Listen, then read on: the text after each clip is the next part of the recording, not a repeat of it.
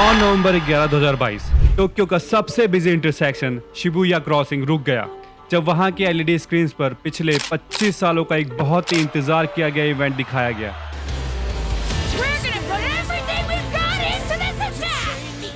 ये वो मोमेंट था जब पैलेट टाउन का ऐश कैचम फाइनली पोकेमॉन वर्ल्ड चैंपियन बन गया। ऐश की जीत को ट्विटर पे लगभग 500 मिलियन लाइक्स मिले और दुनिया भर के न्यूज चैनल ने इस बारे में रिपोर्ट किया। ये काल्पनिक इवेंट सिर्फ एक एग्जांपल है कि कैसे जापानीज एनिमेशन ने दुनिया भर के लोगों का दिल जीत लिया है।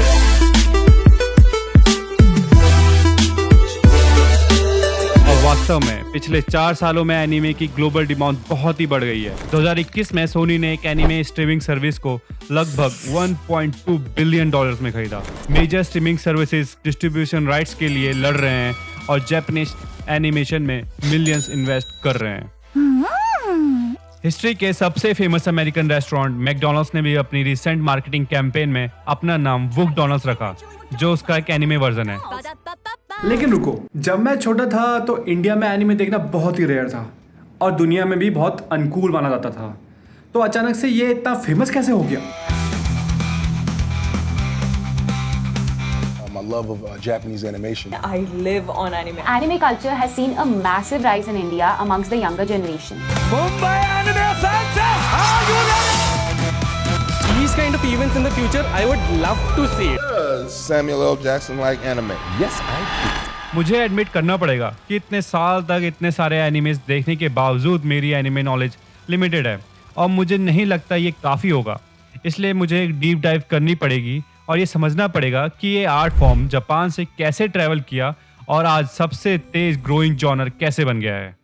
आज के टाइम में एनिमे की ग्लोबल सक्सेस को समझने के लिए हमें ये कहानी जापान से शुरू करनी पड़ेगी ऑब्वियसली, लेकिन बहुत ही पीछे, जिसे ईडो पीरियड कहा जाता था।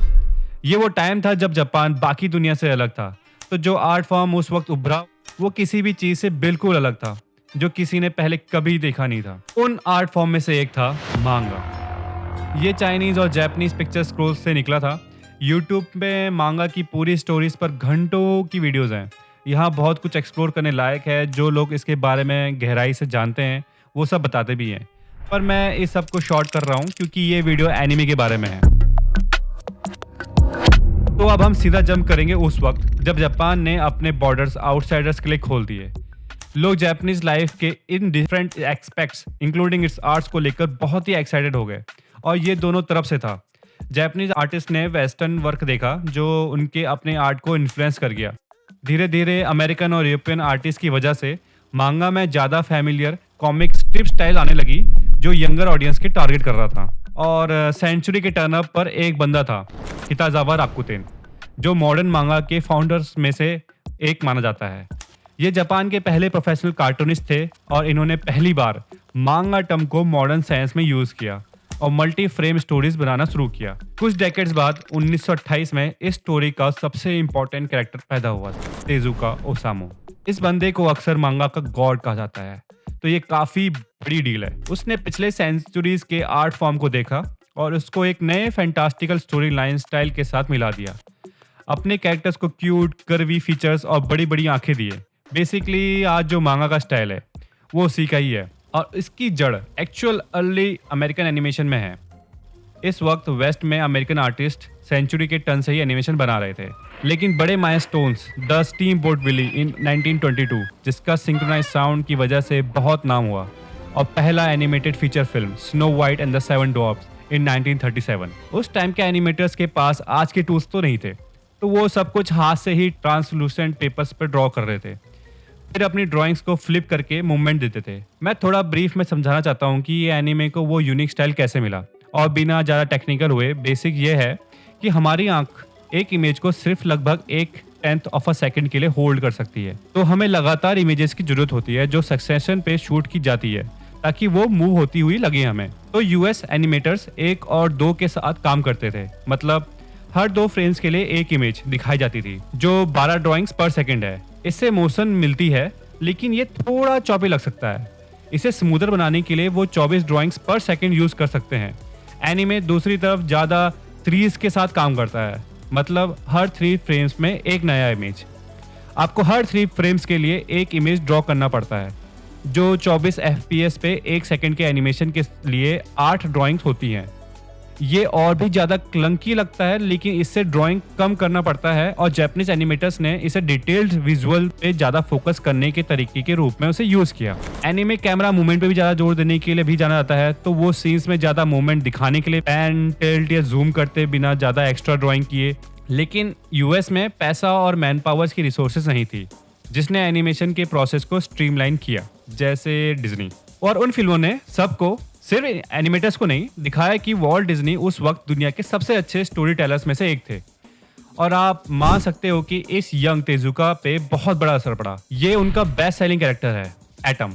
और आप देख सकते हो कि इसके राउंडेड एस्थेटिक्स एक डिज्नी कैरेक्टर जैसे ही हैं। लेकिन दूसरे विश्व युद्ध ने इस आर्ट फॉर्म पे रोक लगा दी। On Sunday, December 7th, 1941, a state of war has existed between the United States and the Japanese Empire.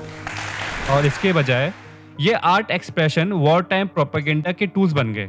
और ये सिर्फ जापान में ही नहीं, अमेरिकन कार्टूनिस्ट भी ऐसा ही प्रोपेगेंडा में शामिल हुए थे। और यहीं पर तेजुका ने एटम को क्रिएट किया था, एक क्यूट, एंड्रोजाइनस और इमोशनल कैरेक्टर जो हमेशा शांति चाहता था और उसके बहुत सारे दोस्त थे। अगले दशकों में मांगा ने पूरे जापान में सच में उड़ान भरी। इसी वजह से तेजुको को एक स्ट्रॉन्ग टाइटल दिया गया था, द गॉड ऑफ मांगा। उन्होंने फ्रेम्स इंट्रोड्यूस करना शुरू किया जो एक सिंगुलर सीन पर फोकस करती थी। तो हमारे पास ये डिस्टिंक्ट आर्ट फॉर्म है जो कैरेक्टर के इमोशन पर फोकस करती है और इसे एक्शन के साथ बैलेंस करती है। और ये अर्ली डिज्नी एनिमेशन से इन्फ्लुएंस्ड है। सोचो कितना तेजुको ने अपने कैरेक्टर्स को मूविंग इमेजेस में बदलने के लिए इच्छा की होगी जब उन्होंने अमेरिकन में ये सब कुछ होते हुए देखा होगा। तेजुका की इच्छा पूरी हुई और फूजी टेलीविजन नेटवर्क ने उनके बेस्ट सेलिंग मांगा माइटी एटम को एक एनिमेटेड सीरीज में बदल दिया।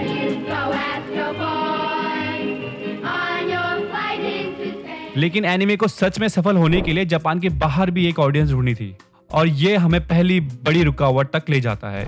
एनबीसी, जिसने माइटी एटम्स को यूएस में लाना डिसाइड किया था, चिंता में थे कि अमेरिकन बच्चे वही तरीके से वायलेंस को हैंडल नहीं कर पाएंगे और 12 एपिसोड में से सिर्फ 6 ही एक्सेप्ट किए गए थे। एटम, मेरे मतलब एस्ट्रो बॉय, को फिर एक एनबीसी प्रोड्यूसर असाइन किया गया जिनका काम शो के कुछ एस्पेक्ट्स को एडिट करना था, उन्हें कम वायलेंट और यूएस के लिए कल्चरली एक्सेसिबल बनाना था। लेकिन आखिरकार 1963 में एस्ट्रो बॉय अमेरिका में एयर होने वाला पहला शो बन गया और अगले दशकों में दुनिया भर के काफी इन्फ्लुएंशियल फिल्म्स और शोज मिले। एनिमेटेड फीचर्स में एक बूम मार्केट आ गया था। Our stage is Neo Tokyo. But in Japan, many animated films are made for older audiences, and one of the best Spirited Away, Hayao Miyazaki. Animation भी बहुत सफल हो रहा था। डिज्नी फिल्म जैसे द लिटिल मरमेड रिलीज कर रहा था और 1995 में एक छोटी कंपनी पिक्चर ने पहला CGI feature film toy story release किया और इसने पूरी इंडस्ट्री को बदल दिया। ये वो फिल्म थी जिन पे मैं 90s में बड़ा हुआ। Pokemon, obviously.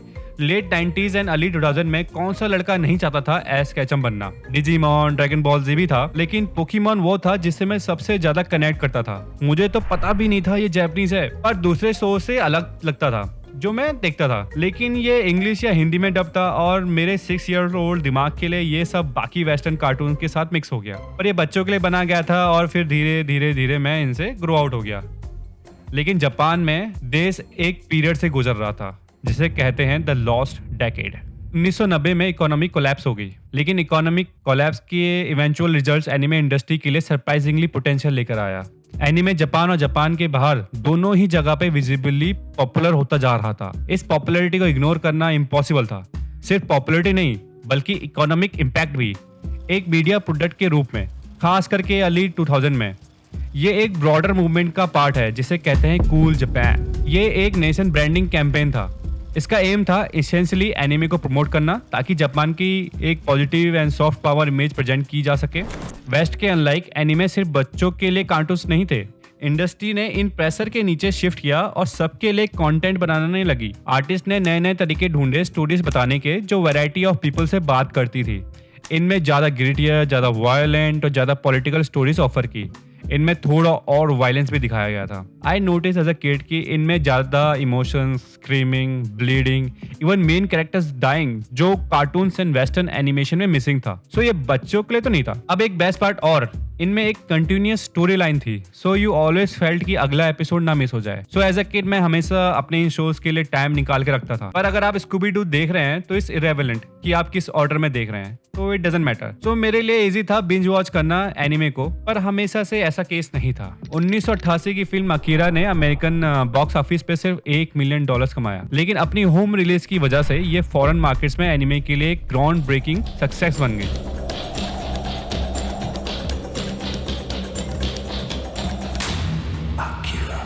हम इस वीडियो के 3 क्वार्टर्स तक आ गए हैं और मुझे यकीन है कि लोग मुझसे ये फिल्म्स के बारे में बात करने के लिए चिल्ला रहे होंगे। और हाँ, एनिमे के राइज के बारे में बात करना इम्पॉसिबल होगा बिना स्टूडियो जिबली के जिक्र किए हुए। स्टूडियो जिबली एक जापानीज एनिमे स्टूडियो है जो हीरो मियाजाकी और उनके बिजनेस पार्टनर इसाओ ताकाहाता ने बनाया। मियाजाकी ने यूएस में किसी भी दूसरे जापानीज एनिमेटर के मुकाबले सबसे ज्यादा कमर्शियल और क्रिटिकल सक्सेस हासिल किया था। ये वही रीजन है जो हमें जापान ट्रेवल करने के लिए एक वजह देता है, क्योंकि उन्होंने रियल लाइफ लोकेशन का यूज किया और सबके दिमाग में जापान की एक अमेजिंग तस्वीर बनाई है। एक 2013 की डॉक्यूमेंट्री भी है स्टूडियो जिबली पर जो फैसिनेटिंग है अगर आप उस वर्ल्ड में थोड़ा और डीपर जाना चाहते हैं। लेकिन 1996 में स्टूडियो जिबली ने एक इंटरनेशनल डिस्ट्रीब्यूशन डील साइन की अमेरिकन स्टूडियो के साथ, और वो था डिज्नी। एसेंशियली इसने स्टूडियो को ग्लोबल स्टेटस बढ़ा दिया और एनिमे की पॉपुलैरिटी अब्रॉड भी ज्यादा बढ़ा दी। इस डील में सभी फीचर फिल्म्स की हाई एंड वीडियो रिलीज और कैरेक्टर को ए लिस्ट एक्टर जैसे मार्क हैमिल, मार्क डेमन की आवाज दी गई थी। लेकिन जैसे 60s में एनबीसी के साथ यूएस प्रोड्यूसर फिर भी स्टूडियो जिबली फिल्म्स को एडिट करना चाहते थे ताकि उन्हें अमेरिकन के लिए ज्यादा एक्सेसिबल बनाया जा सके। वेस्टर्न ऑडियंस को पसंद आया कि जापानीज स्टोरीज ने एडल्ट और चिल्ड्रंस कंटेंट के बीच का फर्क लगभग खत्म कर दिया है। लोग समझ रहे थे कि स्टोरीज सिर्फ बच्चों के कार्टून्स नहीं है जैसे डिज्नी ऑफर करता है, और वो ज्यादा एडल्ट थीम्स में भी ड्वेल करने से नहीं डरते। और मुझे लगता है यही एनीमे है, वो डार्कनेस में जाने से नहीं डरता, और मुझे लगता है यही चीज लोगों को सच में अट्रैक्ट करती है।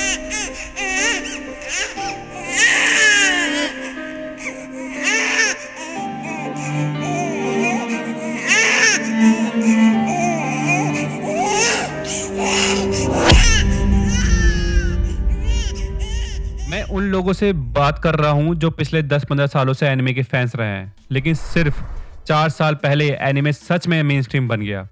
इंडस्ट्री वॉचर्स कहते हैं कि कोविड-19 पेंडेमिक से इसी ऑडियंस को एनिमे के वर्ल्ड में डाइव करने का वक्त दिया, और 2020 और 2022 के बीच global demand for anime content skyrocketed होते हुए 118% बढ़ गई। इसे दुनिया का फास्टेस्ट ग्रोइंग जॉनर बना दिया। 2021 में सोनी ने क्रंचीरोल एनिमे स्ट्रीमिंग सर्विस को लगभग $1.2 बिलियन में एक्वायर किया। नेटफ्लिक्स और अमेजन प्राइम दोनों एनिमे कंटेंट में इन्वेस्ट कर रहे हैं। स्ट्रीमिंग सर्विसेज भी exclusive content and distribution rights के लिए फाइट कर रही हैं बड़े नेम जैसे स्टूडियो जिबली। आज जापान का कंटेंट इंडस्ट्री $38 बिलियन वर्थ का है। ये इन्वेस्टमेंट का इन्फ्लक्स जापान और अब्रॉड दोनों में, मतलब ये हो सकता है कि ज्यादा आर्टिस्ट एम्प्लॉय किए जा सकें। नेटफ्लिक्स के हेड ऑफ एनिमे के अकॉर्डिंग जापान में सिर्फ 5000 एनिमे आर्टिस्ट और क्रिएटर्स हैं जो काम कर रहे हैं। कंपेयर करो पिक्सर से जिसके पास अकेला 1200 से ज्यादा का स्टाफ है। ये अमेरिका के स्टूडियोज के मुकाबले काफी छोटा है जो हजारों लोगों को एम्प्लॉय करते हैं। ये थोड़ा सर्कुलर मोशन जैसा है, जहाँ जापान ने खुद को फॉरेन इन्फ्लुएंस से दूर कर लिया था और फिर बाद में दूसरे आर्ट फॉर्म से प्यार कर बैठा।